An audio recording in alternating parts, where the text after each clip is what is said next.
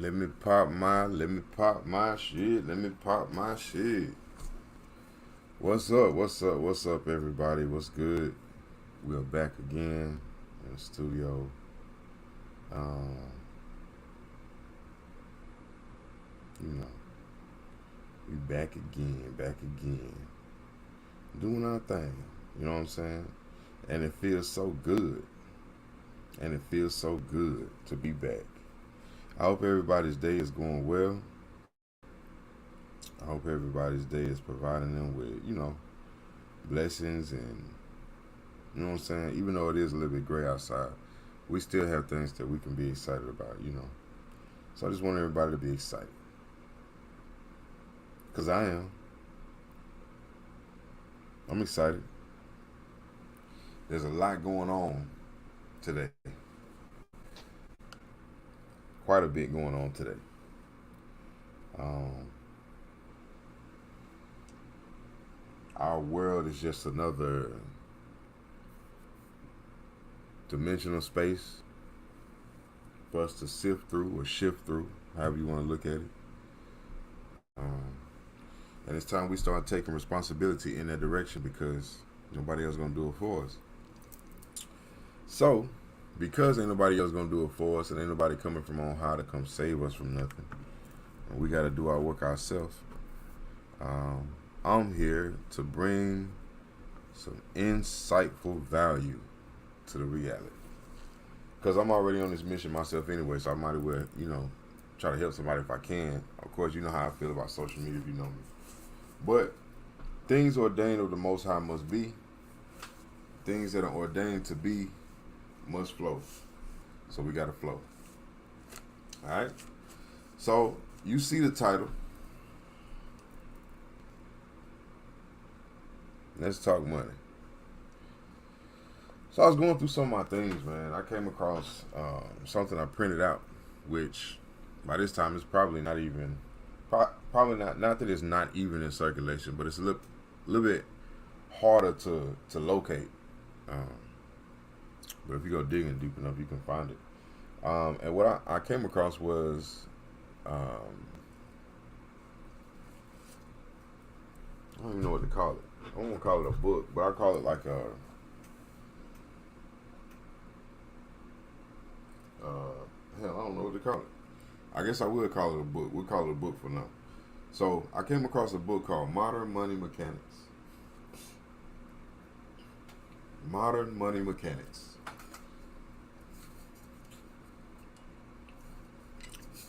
Because for some reason, this week we've been on money. You know what I'm saying?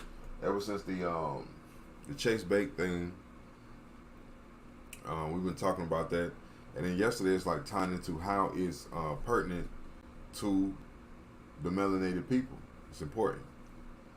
So we've been discussing that. So now, and we said we were going to talk about this.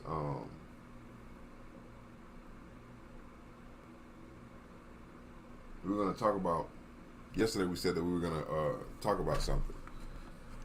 Jekyll Island. Okay. Now, well, again, we're talking money now. And this is all very, very important. Okay, so let's see here.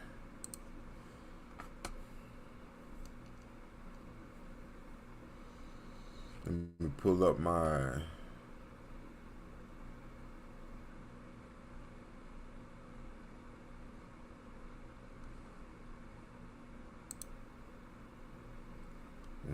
website here. Just one second.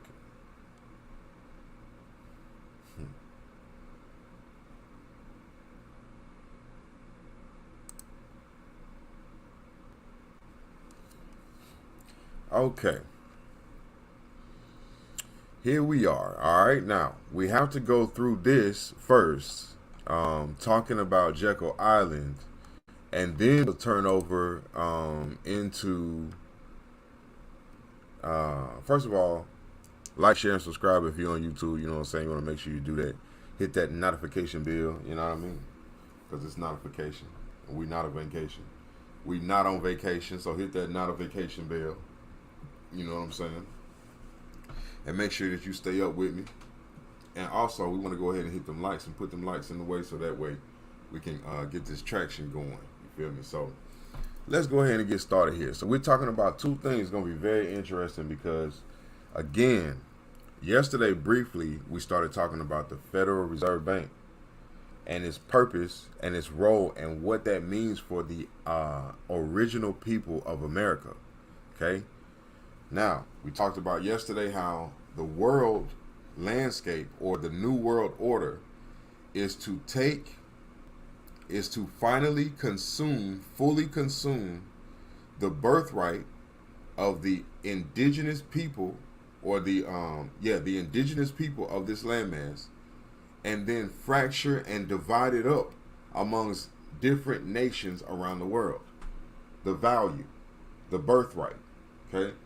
So let's go further because we have to make these things become practical, and it's gonna start to become practical. The more we do this, the more practical these conversations are going to become, to the point of understanding and realization that this is not something to be taken as lightly as people are taking it, because it's literally the reason why the world is shifting all around us. The thing that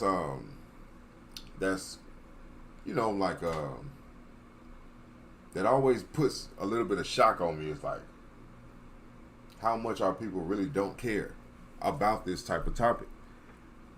So you would think, you know what I'm saying? Because when you get in the background of our world, melanated people in America, when you get in the background of our world, this conversation happens quite a bit. We talk about these things quite a bit.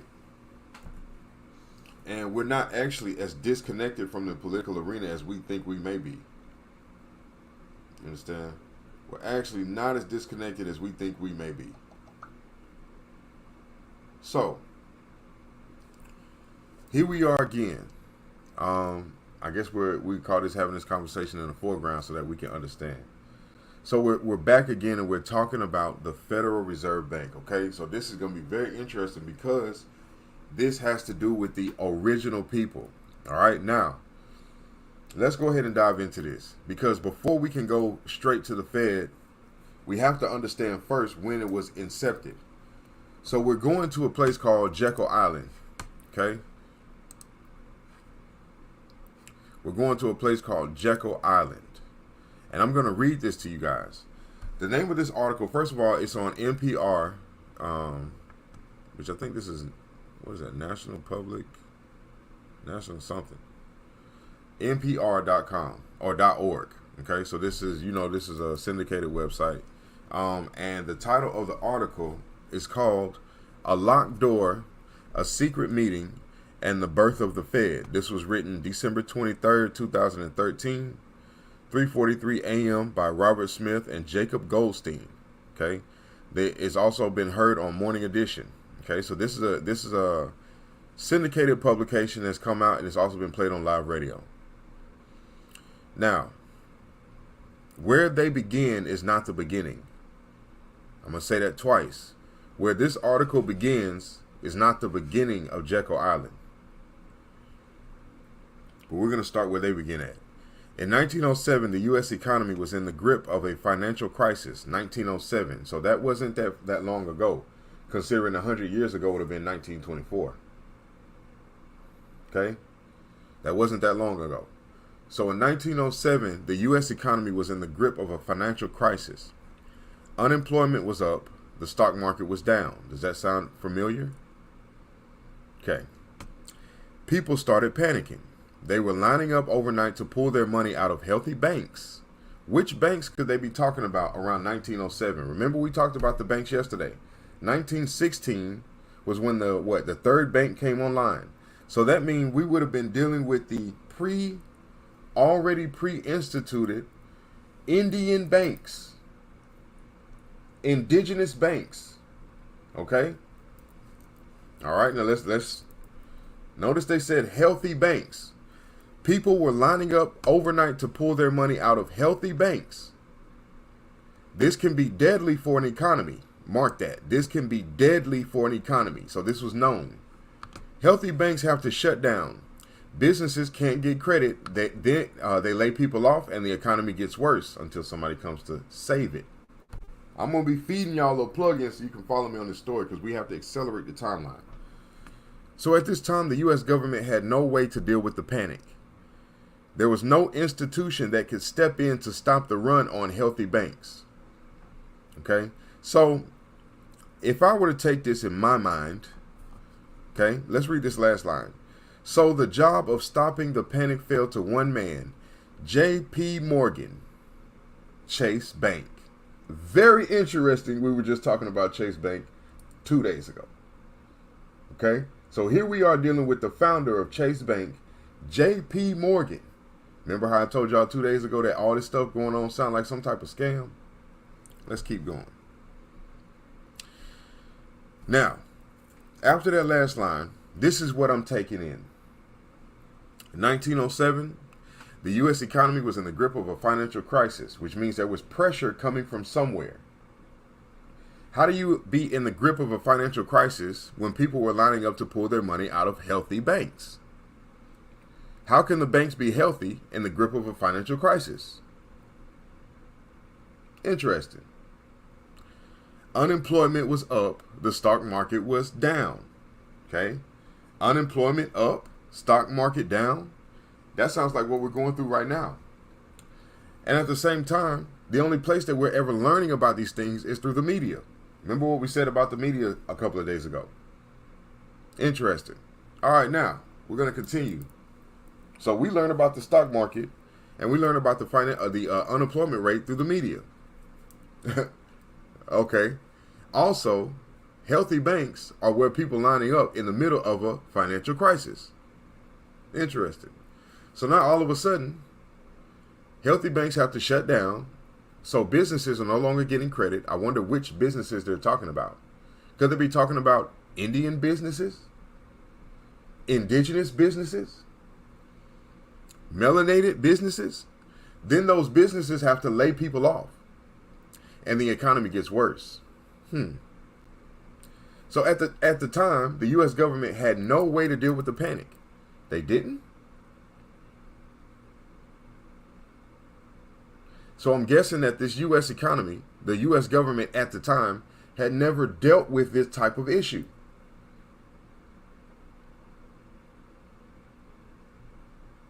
Okay? Now, we all know that our unemployment recently has been well stimulated. It was stimulated to be unemployment. Okay? It's stimulated in this way. You let people off work for over a year.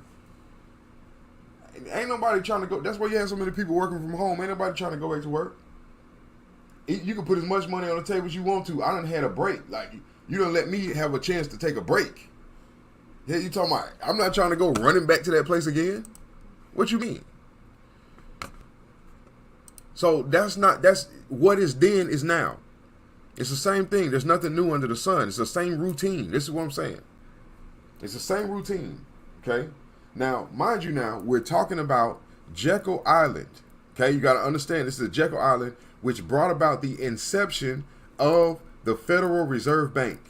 This is very important because before that, you were dealing with financial institutions that were run by the indigenous people of America. Okay. Now, that had been set in place. The indigenous people, the sovereignty of the people still ran the nation. Okay.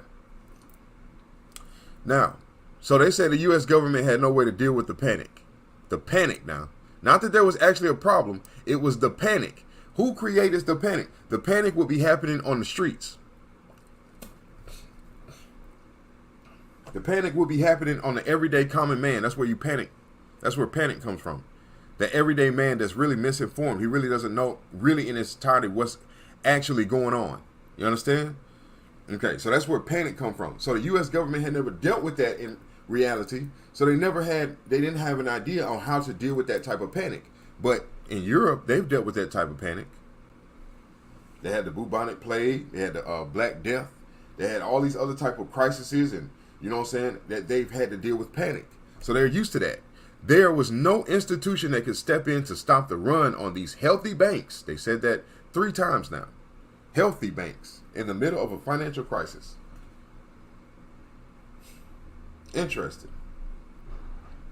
So the job of stopping the panic fell to one man, Mr. J.P. Morgan.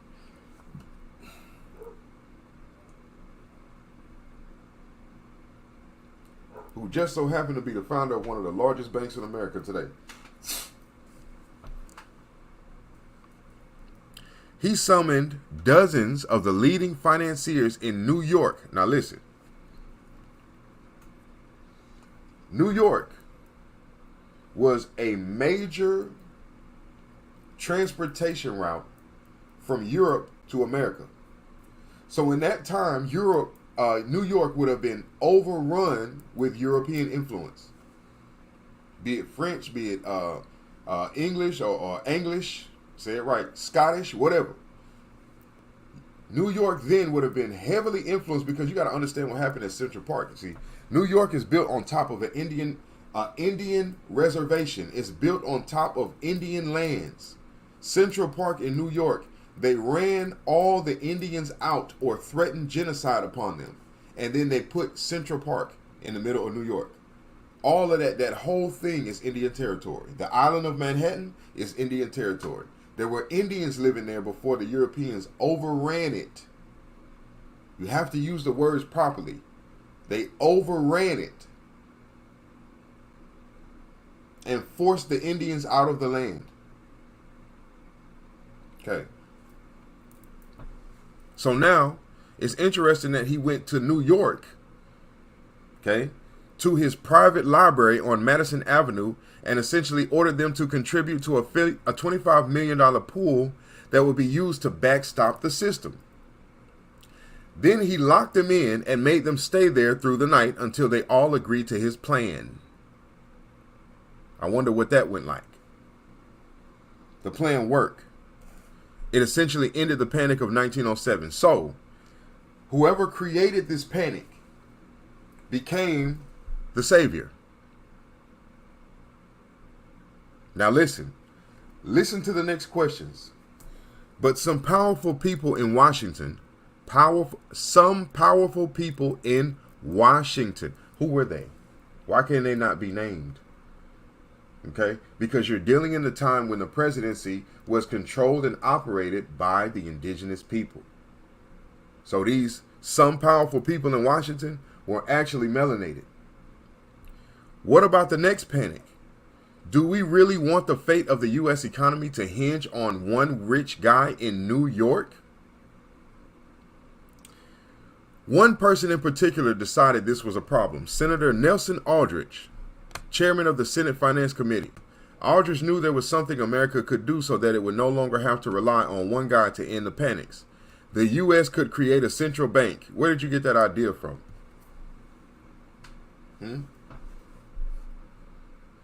This is not a new invention. Listen very closely. Countries in Europe already had central banks. Listen. So this Aldrich guy that stepped up to have the answer, Aldrich knew there was something America could do so that it would no longer have to rely on one guy to end the panics. Mind you now, the panics were created. Okay? So that one guy that stepped up, it was part of the plan. Understand me. You got to get past the hijack now. At some point, you got to get beyond the hijack to see what actually is going on here. Because these people don't just create money out of nowhere when you're foreign onto somebody else's land. You don't get to just create money. It don't work like that. Somebody had to die so something can be built. Something had to be destroyed so something can be built. This is the building phase of something else in order to destroy what already was sitting there. Now, the U.S. could create a central bank, which it just told us in the next line that is a European concept, which means that it had nothing to do with the American people. There we go. Contracting ourselves to something again. It ain't got nothing to do with us. There we go, doing that again, trying to include ourselves in something that never had anything to do with us. Okay, it's not a new invention. Countries in Europe already had central banks. And during panics, The central banks basically did what J.P. Morgan did in the U.S. So he literally copied the design of what he had already seen done in Europe. He created the panic and then stepped up like he was a central bank and saved the melanated people in America from panic. There was no problem because the banks were healthy. Okay? But he saved the American people from panic. Now wake up, man. Smoking mirrors all around you. Everything is not what it seems. Better wake up, man. Okay? So, he did what they did in Europe. He acted as a lender of last resort. I'm your last resort. I'm the only way you're going to turn this around. Think about them just in the bank selling it. They send a whole bunch of black leadership. I'm talking about true black leadership, not the type of black leadership that sell you out to other nations. Not them people. We're not talking about them. I'm talking about true melanated representation. And they selling it. Man, listen, I'm going to be your only last resort. What if this happens again? What if the people get panicked again? I'm the only resort you got to. Get out of here, man. When depositors were lined up out the door yelling for their money, banks that were basically sound could borrow from the central bank. So they're saying when we create this again, instead of y'all having all this pressure, you could have the central bank already set up, and then your banks could just borrow from the central bank. But then they have to pay it back with interest. But where's that interest going to come from? We're going to get to that. Because there's a thing called fractional banking and compounded interest. You don't understand who they're playing the trick on. They're playing the trick on the multitudes of melanated people. All of them hold a certain amount of value to their government. Man, look. Listen. We're going to continue forward. But just consider that name, central bank. Throughout American history, both of those words, central and bank, have been deeply unpopular. The thought of a bunch of rich bankers in New York controlling a powerful central bank did not inspire confidence. Still, Aldrich realized he needed bankers' help to draw up a plan for a central bank, so he came up with a plan to gather in secret. Look at that. Coercion. Man, we got to figure out how to take it. We got to figure out how to make them believe in it. Come on, man. Come on, man. Look at Kamala Harris right now. We got to figure out how to make them believe. We got to figure out how to make them think that we on their side. We got to come together in secret and plan on how to make them believe us. Man, come on, bro. This ain't nothing new under the sun. They're using the same exact tactics that they used back then. Is the same thing that they're using now. You want to understand what's going on? You follow the money. You follow the money. The money has an inception point, has an origin, but it won't make sense if you're not looking at yourself for who you are. It won't make sense. All right? So we're going to keep on going.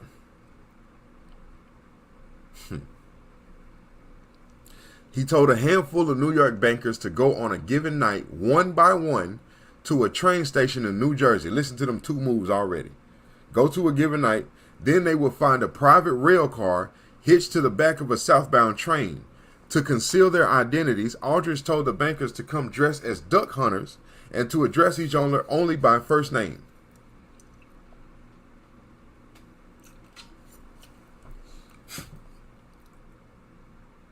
This is really interesting. Why you gotta do all that for? Huh? Unless you up to no good. You must be up to no good. To conceal their identity, they would find a private rail car hitched to the back of a southbound train. Private. Aldrich told the bankers to come dressed as duck hunters and to address each other only by first name. So then the train headed south, and the bankers got off in Georgia. They spent the next week holed up in a private club at a place called Jekyll Island.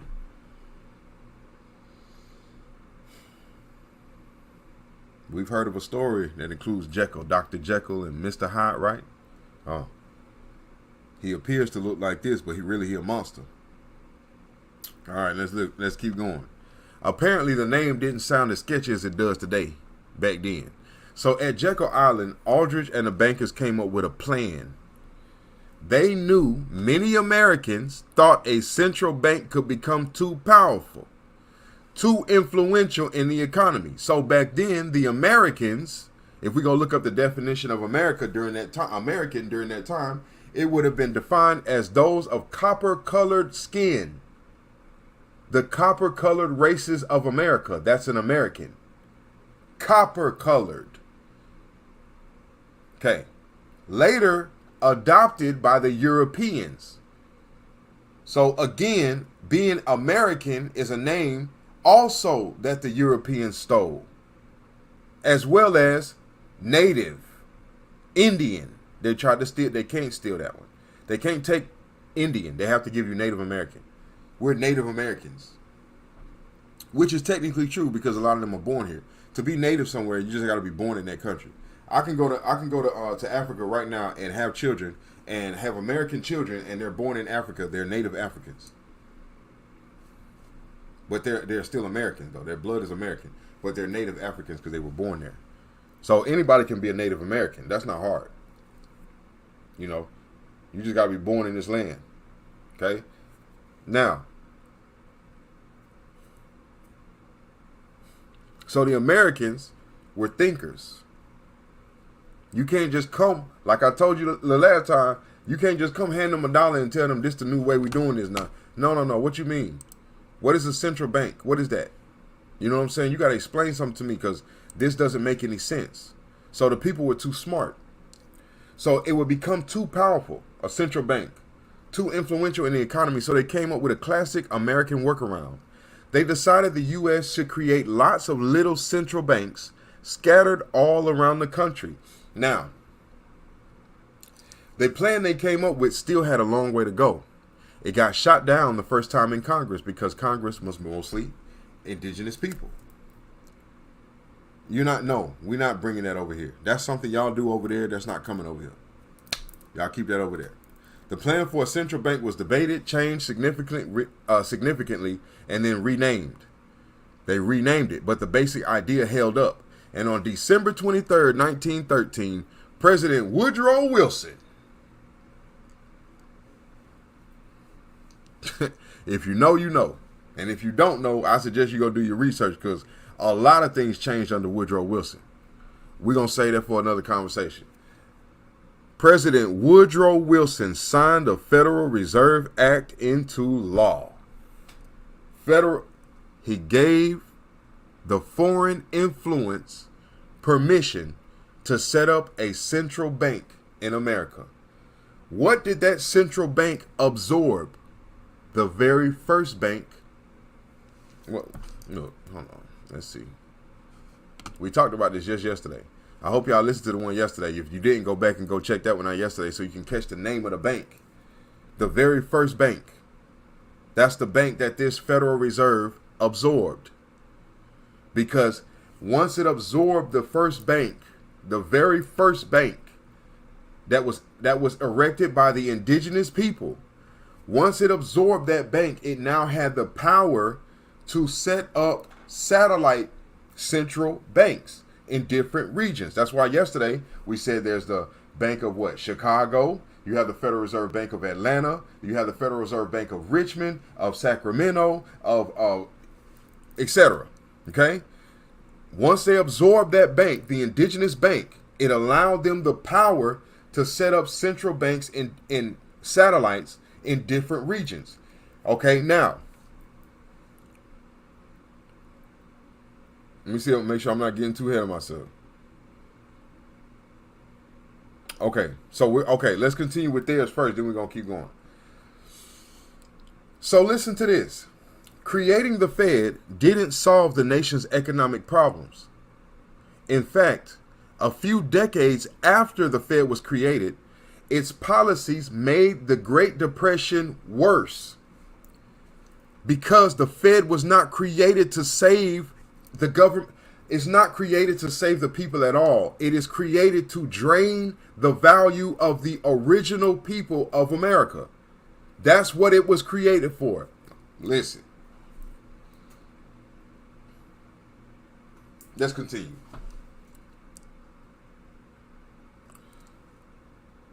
And the Fed has changed significant over the course of a century.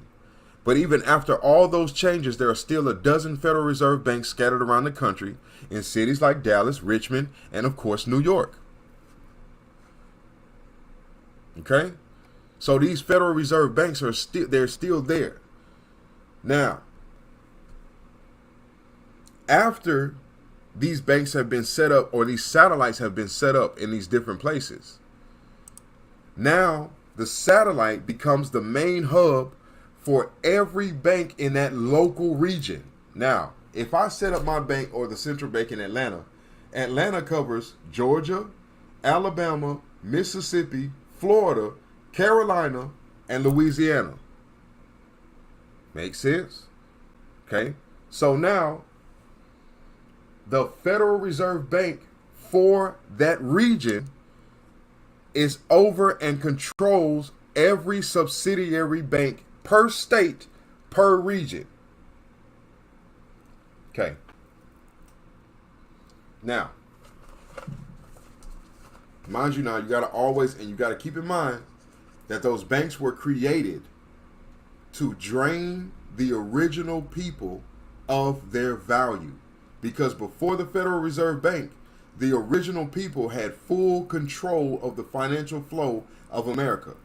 Every outside entity wanted to tap into the wealth pool because everywhere else was poor. They were hunter-gatherers. They had leadership that would not allow anybody else to grow. They were under dictatorships. They were under slavery rules. You have to understand that there was no growth and expansion in their regions during that time. So in America, we didn't have to live like that. You think I'm making it up? You go down to Washington, D.C., you go to the Library of the Archives for yourself, ask to pull all the indigenous records, and you sit there and read it for yourself. You read the accounts that the European men took when they wrote books about our people and then documented those books about exactly what they saw and how we were living and the way the land was and the way our buildings coincided with the land. It's all there. It's all sitting right there in the archives. All you got to do is go read it. We're not Africans. We're not even, the genetics are completely different. We're not Africans. We're not Europeans. We're none of that. We're not mixed with none of that. We are full blood, original American beings. Now the question is, why does this have to, what is so special about our people that the rest of the world needs us to live? Listen to what I said yesterday. Every aspect of value in the world is cursed until it comes back to the feet of my people. Then it may be blessed again. But it's cursed until it comes back to my people. You want to know why I said that? Because all wealth, the gold around the world, 600 crops. Africa is known for 640 crops that they produce. 600 of the 640 crops in Africa came from America. Go do your research. But y'all worshiping Yoruba. You don't understand who those gods are that you worshiping. You don't understand who those gods are that you comparing yourself to. You don't get it. See, it's a scheme. It's a scam. Just like Christianity. You go sit in the church, you got somebody advocating for you for that picture on the wall or that cross up there on the wall behind them. But you don't understand that that cross on the wall behind them is you.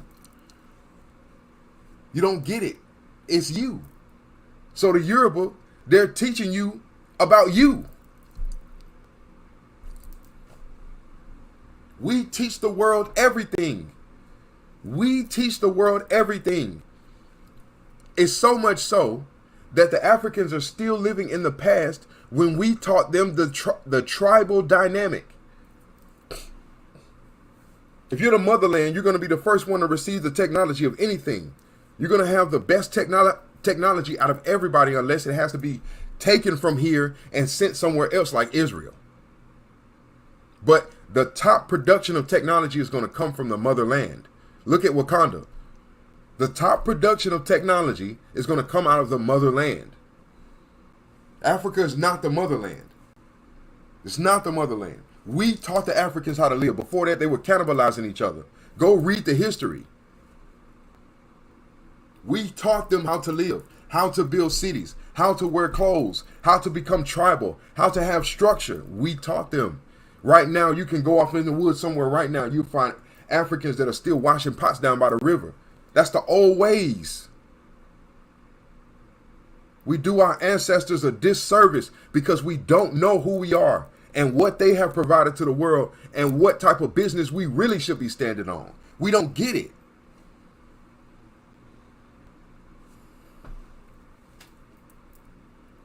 But everybody's so quick to talk down on the person that's bringing it to you. This is what you need. You feel me? We don't need no more nonsensical people, that we putting out on the main stage. All this stuff that we doing that's not taking us nowhere fast. We don't even have no headway. We headed straight into the lion's mouth, smelling like ribeye. You feel me? And we got to walk through ribeye juice, going straight into the lion's mouth. Like, come on. It's ridiculous. It's like at some point it's going to become just straight ignorant. You can't see what's going on around you. You don't get it.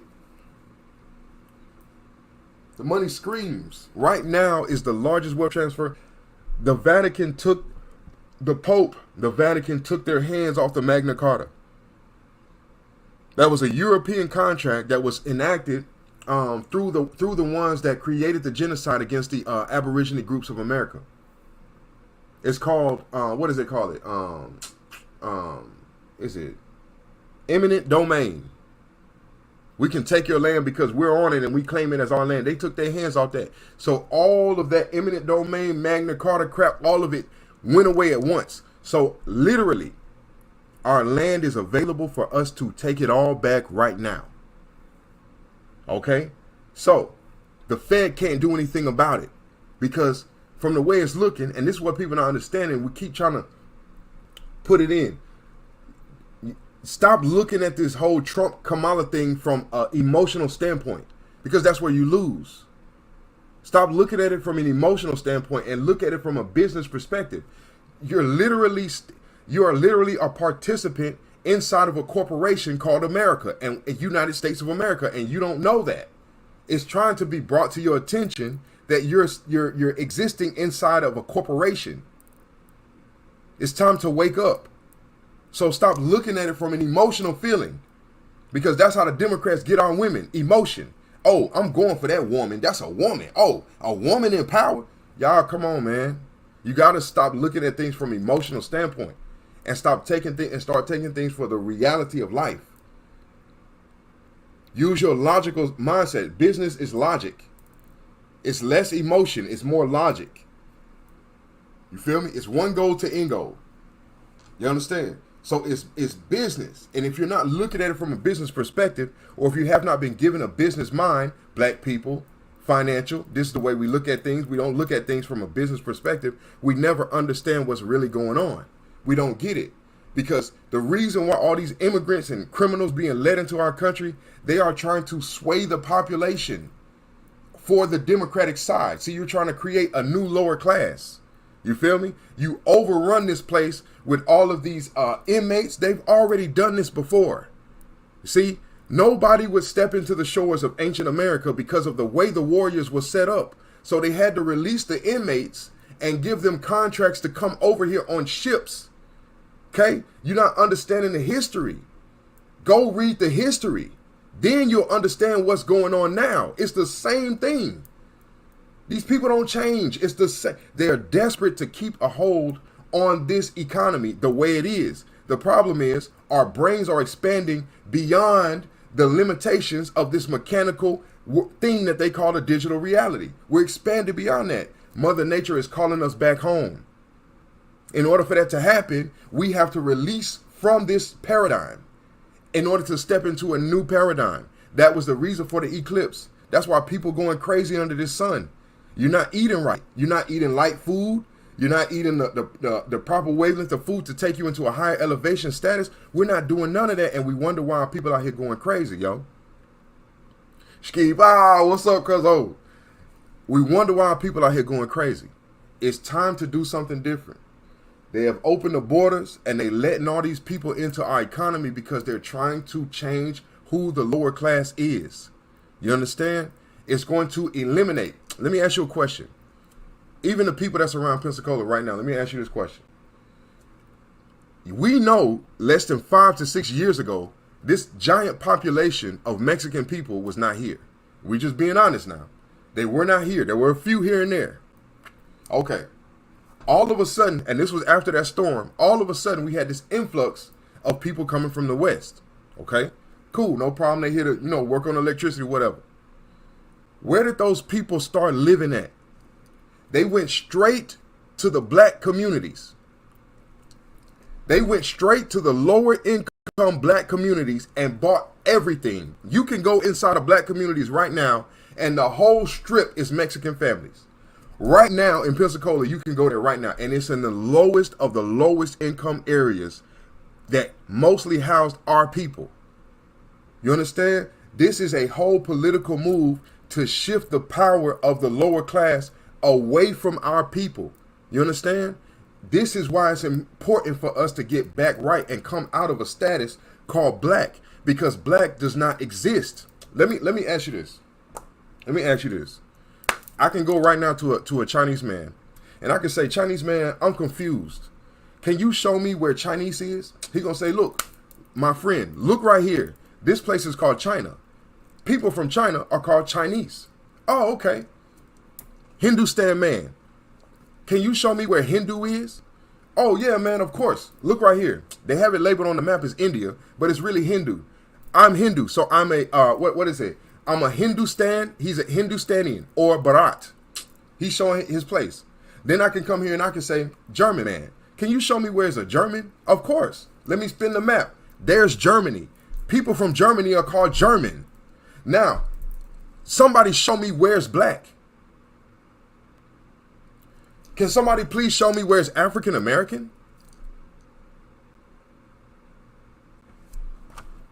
Okay.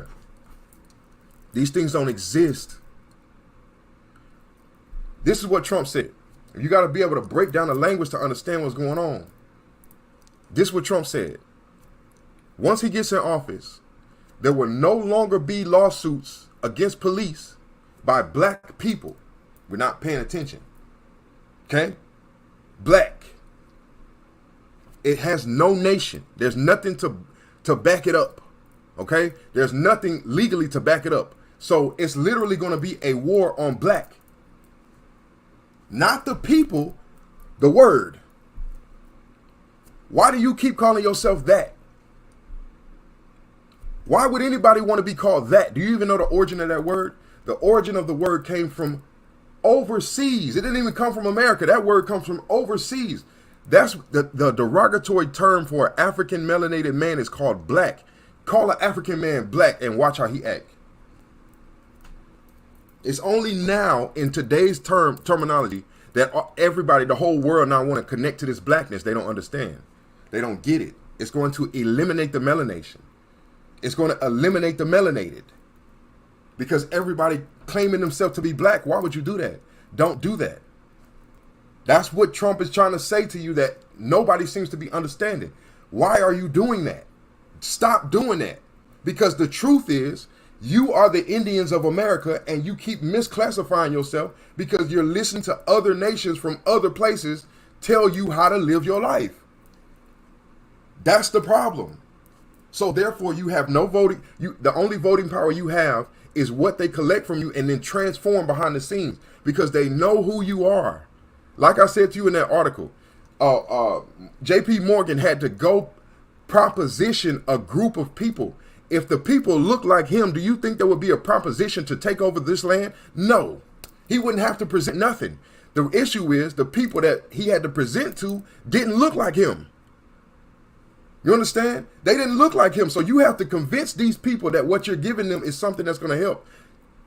That means that you're in a landmass of people that look the opposite of you. If you're a Caucasian, what are you looking at? Okay. Now look, we've been doing this every day. We're gonna keep going down this rabbit hole because it's gonna keep splintering off. You know what I'm saying? But I'm telling y'all straight up and down, like, it's very, very important, especially coming to next year, because next year is 2025, and 2025 is symbology of 9. So it's completion year. You feel me? It's a completion. What side are you on? Are you gonna keep running with the machine? Or are you gonna come back to the spirit? Because the spirit is telling you to let this junk go, but we don't know how to let it go. And because we don't know how to let it go, we remain we grasp onto it because we don't understand what life is like without it. But this is the time to take your risks. You feel me? It's never going to get better after this. If you want to continue to call yourself these terms, because these terms have consequences. You feel me? This is what nobody out there is going to tell y'all. They're not going to tie it together. They're going to keep talking over the top of it, talking underneath it, but they're never going to tie it together on how this affects us. You feel me? We always left holding this hot potato we can't get rid of. Then our people suffer because of it. We never get nothing. We always looking for a handout. We got to go sign up for welfare that we really don't need if we understood the position of the government to us as indigenous people. You don't even need no welfare. They're supposed to pay your bills for you. Those are the rules set up by our ancestors. But we don't know that because we don't read the history. You feel what I'm saying? We don't read the truth. So until we learn to start living our life based on these truths, we're going to keep seeing this decimation happen to our people that shouldn't even exist right now. That's the reality. You feel me? Now, all this is coming from love, man. You know what I'm saying? I appreciate all y'all tuning in. KT Taylor. Yo, that's right. What's up, KT? Yeah, that's right. You know what I'm saying? All of this, man, I'm not trying to, you know what I'm saying? People think I be trying to bash and like all this other kind of stuff. I don't care nothing about all that mess. I don't care nothing about that because all of that is not taking us nowhere fast. You feel what I'm saying? People need to understand what to do.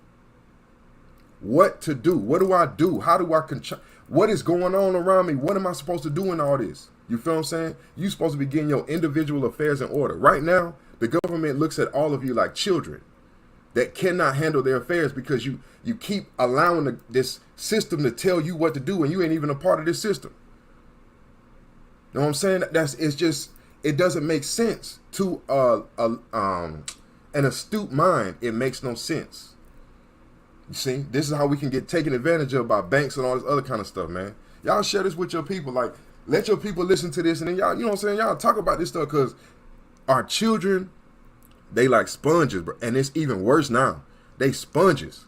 So they absorbing whatever you put in front of them. That's how you can put all these agendas out there and do all this stuff with our kids because they know in this hour, we have super kids coming online. These are super children. Like, they're absorbing everything at a rampant pace. So the most important thing that we can present to our children is us. You feel me? So each person needs to go make themselves the fullest that they can, because then that means that your child is first learning from you. You feel me? Your environment is first learning from you. So anything that comes from the outside, they're going to be looking at it with a side eye. What you mean? What you mean take a shot? For what? My mama said I ain't got to do, man. My mama said my body made like this. I don't supposed to take that. These your children going to be talking because once they're away from you, that's what the Bible say. You raise your child. When the child go away from you, they're not going to depart from your training. You feel what I'm saying? And we need this more than ever now. So, man, y'all meet with me again. I'll be back tomorrow morning, man. Y'all already know what time it is. This man Luke, man. I appreciate y'all. Y'all have a good day. Stay up.